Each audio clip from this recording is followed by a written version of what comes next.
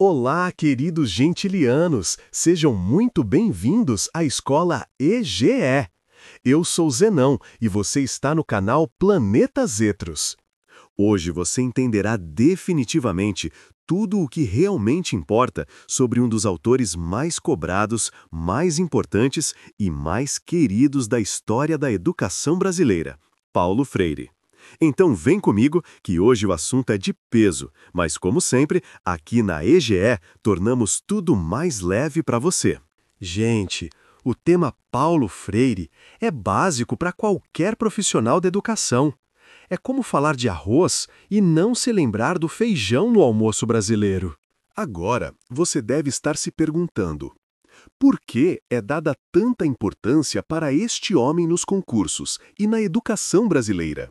Respondo. A princípio, ele é patrono da educação brasileira. Ah, isso está em lei e cai direto, viu? Esse patronato fica visível quando vemos as políticas públicas, os documentos oficiais e as práticas pedagógicas no Brasil, pois as ideias de Paulo Freire estão presentes em todas elas. Sua importância na educação se dá pelo fato de que o autor representa uma visão crítica, libertadora e profundamente social da educação. E por isso, todas as bancas adoram cobrar suas concepções, termos-chave, visão de aluno, professor e conhecimento. Então, se você quer passar no concurso da educação, tem que saber sobre Freire. Para deixar você antenado, Paulo Régulos Neves Freire nasceu em Recife, no estado de Pernambuco, em 1921 e viveu até 1997. Tornou-se patrono da educação brasileira pela Lei 12.612 de 2012. E é um dos autores mais citados do mundo quando o assunto é educação crítica e emancipadora. Seu trabalho mais famoso, Pedagogia do Oprimido, querido pelas bancas. Freire viveu num contexto de pobreza, viu de perto a desigualdade e isso moldou sua visão de mundo. Esse homem não escreveu teoria apenas, ele viveu aquilo que defendia.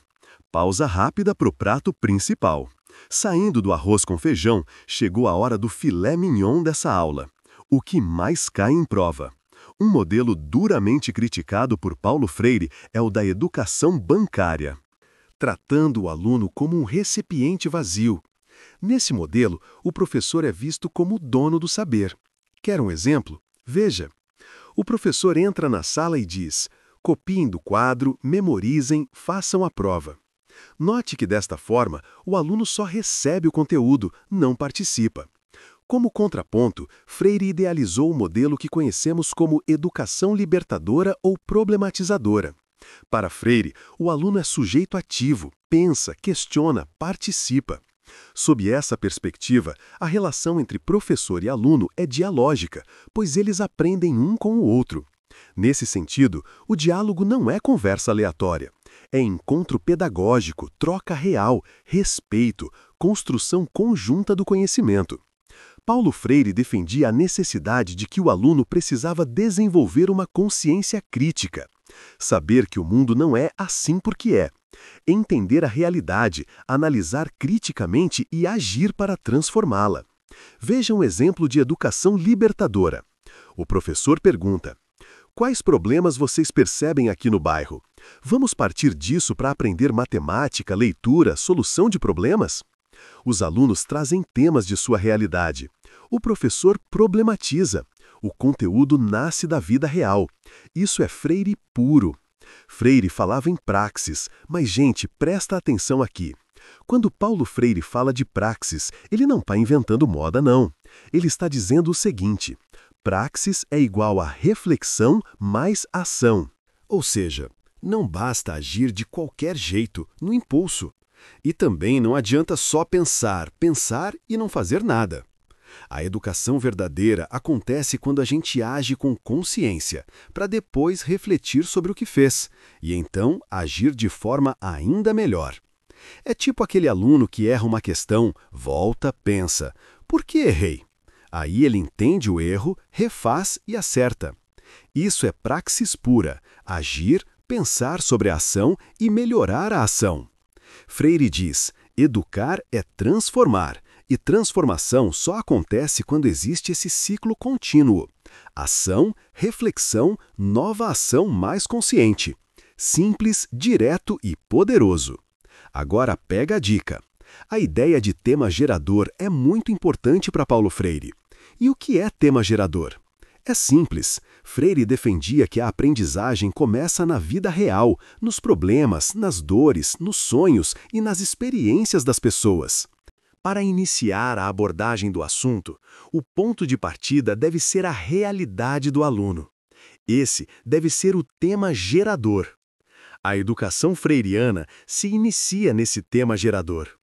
Freire usava temas geradores para aproximar escola e vida, promover diálogo verdadeiro, despertar consciência crítica, transformar problemas reais em aprendizagem, evitar a educação bancária, que só deposita conteúdo.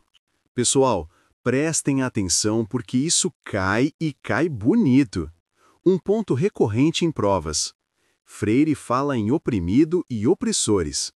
Mas, quando ele cita oprimidos e opressores, ele não está falando de pessoas boas e más. Ele está falando de posições sociais dentro de uma realidade desigual.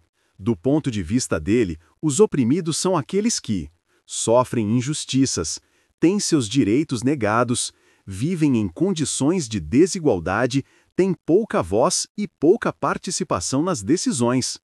O oprimido internaliza a opressão e acha que não sabe ou que não é capaz de algo.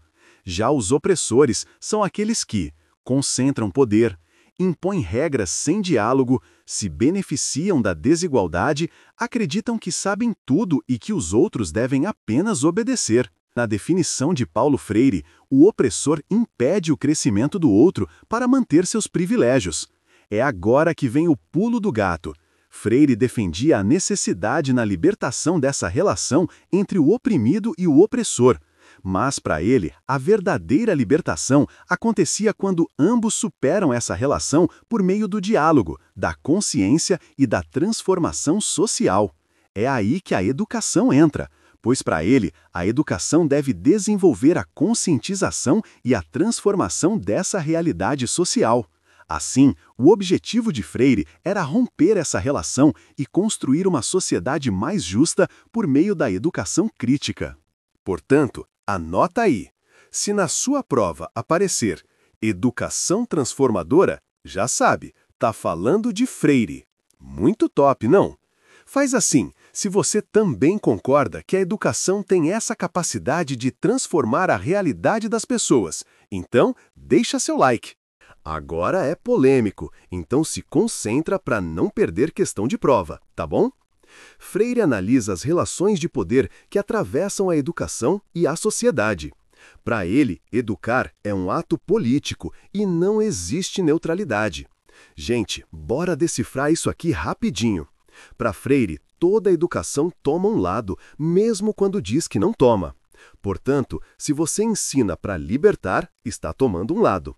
Se você ensina para manter tudo como está, também está tomando um lado.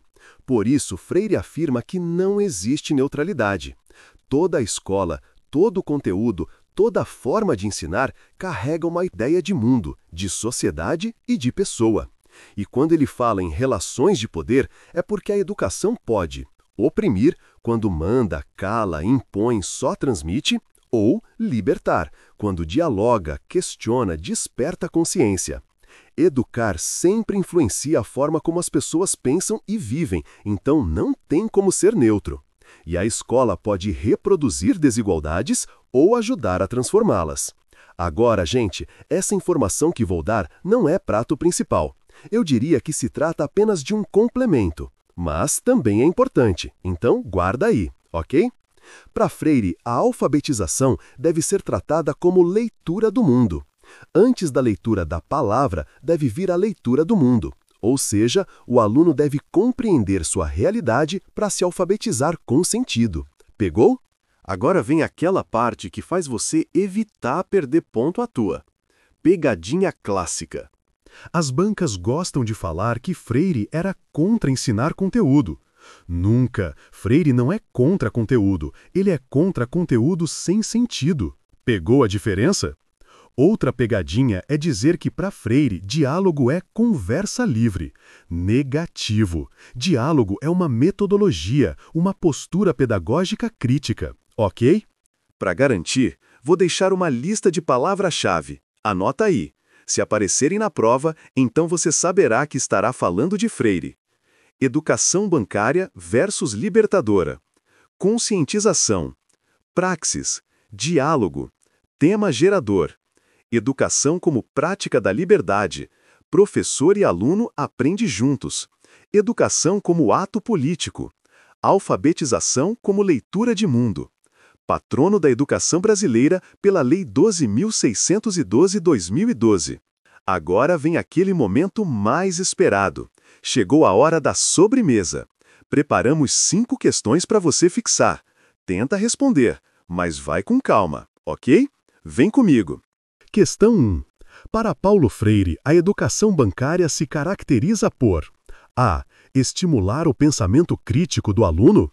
B. Tratar o aluno como sujeito ativo. C. Depositar conteúdos prontos no aluno. D. Construir conhecimento por meio do diálogo. Tempo. A resposta é a letra C. Depósito de conteúdos. Esse é o coração da educação bancária. Questão 2. O conceito de praxis significa A. Reflexão e ação combinadas para transformar a realidade. B. Repetição de exercícios. C. Leitura mecânica da palavra. D. Ação sem reflexão. Tempo. Gabarito A. Praxis é reflexão mais ação. Pode marcar sem medo. Questão 3. Assinale a alternativa que traduz o papel do diálogo em Freire. A. É encontro respeitoso e crítico entre educador e educando. B. É mecanismo para repetir conteúdo. C. É apenas uma conversa amistosa. D. É método de memorização. Tempo. A resposta está em A. Diálogo é construção crítica conjunta. Na questão 4, temos: para Paulo Freire, alfabetização envolve A. Apenas decodificar letras. B. Ler a palavra depois de ler o mundo. C. Decorar sílabas. D. Leitura técnica sem reflexão. Tempo. Letra B é a resposta, pois, em Freire, primeiro vem a leitura do mundo e só depois a leitura da palavra. E, finalmente, a questão 5. A Lei 12.612/2012 atribui a Paulo Freire o título de A. Patrono da Sociologia Brasileira. B. Patrono da Educação Infantil. C. Patrono da Pedagogia Contemporânea. D. Patrono da Educação Brasileira. Tempo. Gente, eu sei que essa é besta, mas eu precisava garantir que você não iria esquecer, tá bom? Paulo Freire é o patrono da educação brasileira. Se não acertou essa, volta ao vídeo, porque acho que você dormiu no comecinho. Pronto, pessoal. Essa aula foi mais que um resumo sobre Freire. Agora, você está oficialmente pronto para acertar qualquer questão de Paulo Freire que aparecer na sua prova. Lembra sempre, estudar é um ato político e você está transformando sua própria história.